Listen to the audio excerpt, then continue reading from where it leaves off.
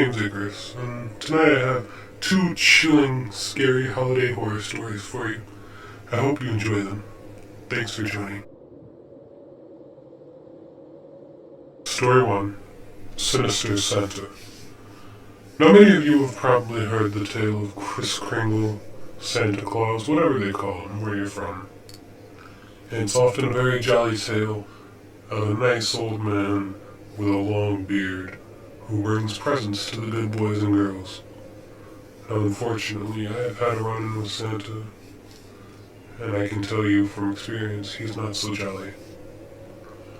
Christmas Eve 3 years ago, before I lost my beautiful wife, I sat in the house wrapping gifts for my children, and we sat and talked around the tree about how we were going to bite into the cookies and sip on the milk to make the children believe that Santa Claus had been there that evening. I looked to my wife and I said, "Don't you think it's a bit wrong, Deborah? You know, lying to the children." She responded hastily, "Nick, it's just for the sake of the holidays." "Okay," I said, speaking softly in agreement. "I'll go with it. But eventually we have to tell them that Santa Claus is not real." I let out a small, slow cough, and I said, "Honey, they must eventually know that Santa is nothing more than a myth." My wife muttered, Yeah. She continued wrapping gifts, and I went to the kitchen to slowly clean off the plate. My wife screamed from the other room, Nick, come here, please." I ran in response and looked over. I looked at what my wife was pointing at, and for some reason, the ornaments on the Christmas tree were shaking violently. "Why don't you go down and check that stupid washer again?" she said. I walked down the stairs into the basement and I checked the washer. It was not moving and hadn't moved an inch since the night before. "I'll go check outside," I said, and I sighed. I put my coat on and I walked right out the door. I looked around and I noticed the roof of my porch was shaking as well. I walked out and I looked up, and that's when I saw them. The legs of the big, fat, jolly man who was trying to climb down my chimney. I quickly ran back into my house and I phoned the police. They said they'd be there soon, and well, I hoped they were telling the truth, but I was kind of strapped for time, so I checked on the children to make sure the noise hadn't woken them.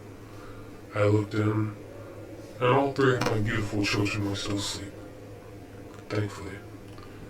And that's when I heard it. My wife's screams from downstairs, and so I ran. I ran like the wind. Unfortunately, I could not get to her in time.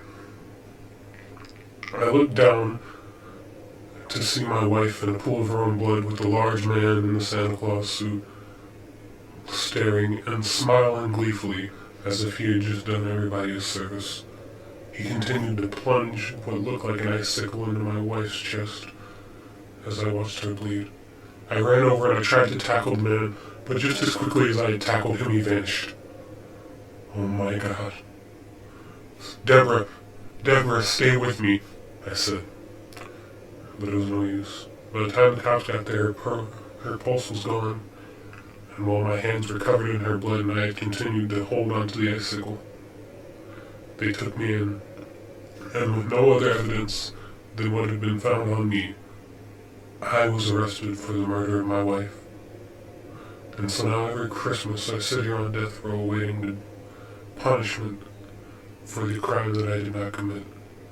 And I look out and sometimes I wonder if jolly old Saint Nick will be back for me, to kill me just as he had done my wife that Christmas.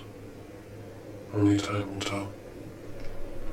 I hope you all have a happy holidays, and remember, light a fire in the chimney so that Santa Claus can't come down. Story 2. It's no problem. Jason! Jason! His brother called for him, screaming all around. He slowly but surely began to believe that he had finally come close to finding the spot his brother was hiding in. Oh, Jason! Ah! He screamed. Slowly but surely, a hand tried to pull him down into the snow. And that's when he realized he recognized the glove. Jason, you little bastard! Come on out! He screamed.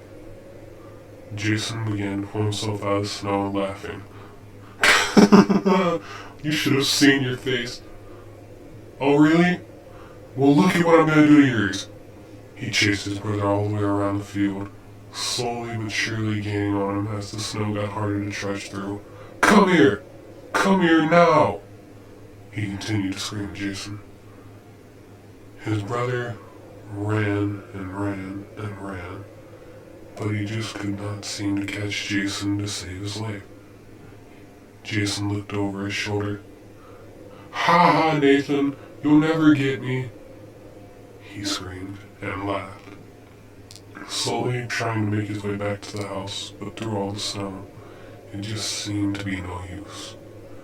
Jason ran, trying to avoid the capture of his brother for the beating he knew would be coming. Nathan continued to run. He eventually picked up a stick and tried to hit his brother with it, tossing and flailing. He missed every time. Jason finally made it close to the porch, but then he tripped. He smacked his face right on the steps, and Nathan knew he was in trouble. He just didn't know how much trouble he was in. He looked down and he saw his brother's face busted open and gushing blood. He tried to scream for his mother, quickly realizing that everybody was still gone for holiday shopping. And so, he did the first thing he could think to do. He picked his brother up and he took him inside to try to clean him up. But nothing worked. He tried pouring ice on him, he tossed snow at him, and he even tried putting shaving cream on his face as a joke. But nothing seemed to work. Jason was not waking up. He thought about calling 911, telling the police what had happened, but he didn't think they would get there in time. And so, he did the next thing he could think to do. He dragged his brother's lifeless body out the door and into the woods.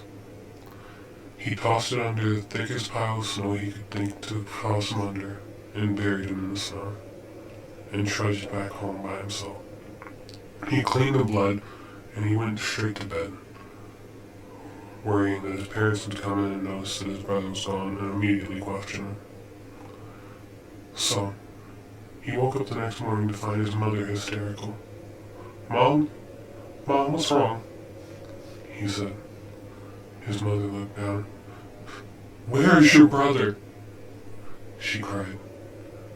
Nathan innocently said, he was in bed last night. She said, well, he's not there now. Where is he? She continued to cry. I don't know, Mom, I swear. He knew he was lying, and he felt so guilty doing it to his mother, but he just could not tell anybody what had happened, especially since he had now known that his brother was most likely dead and he would be charged for murder. His mother phoned the police and they set out on a search all the way around the woods. They looked through every stretch except for where Jason had been buried. Days passed, and eventually Nathan got to sleep one night without the guilt weighing heavily on him. That is, until he heard the faint tapping sounds on his window.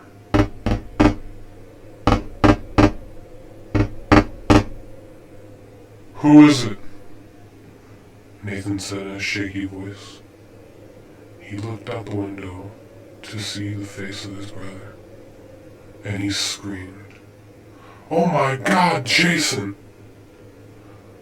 His mother came rushing into the room, and just as quickly as the face of Jason had appeared, it had vanished.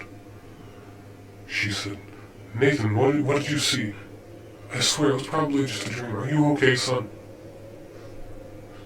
Nathan looked at his mother and said, "I saw him, Mom. I saw Jason." He tried to assure his mother that his brother was out there, but she assured him it was just a nightmare. So he closed his eyes again. The next time he woke, he saw footprints of snow all the way around his room. And he knew, though he didn't want to admit it, he knew just what was happening. He turned to the other side of his bed, and what he heard next made his blood run cold.